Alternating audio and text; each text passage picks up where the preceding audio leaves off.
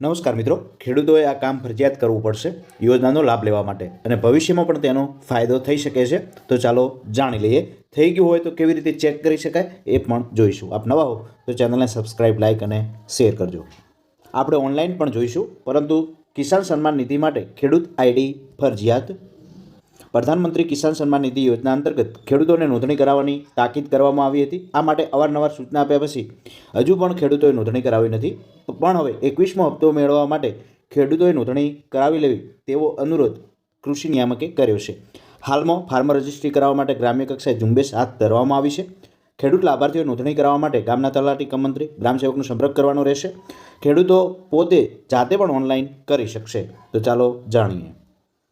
તમે ગૂગલ સર્ચમાં જઈ અને ફાર્મર રજિસ્ટ્રેશન લખશો એટલે એ આવી જશે. હું નીચે ડિસ્ક્રિપ્શન લિંક પણ મૂકી દઈશ. તેના ઉપર ક્લિક કરીએ તો અહીં આ રીતે આવી જશે. હવે થઈ ગયું હોય તો ચેક એનરોલમેન્ટ સ્ટેટસ ઉપર જશું. તેના ઉપર ક્લિક કરીએ. ત્યારબાદ અહીં તમારો આધાર નંબર નાખી અને તમે ચેક કરી શકશો.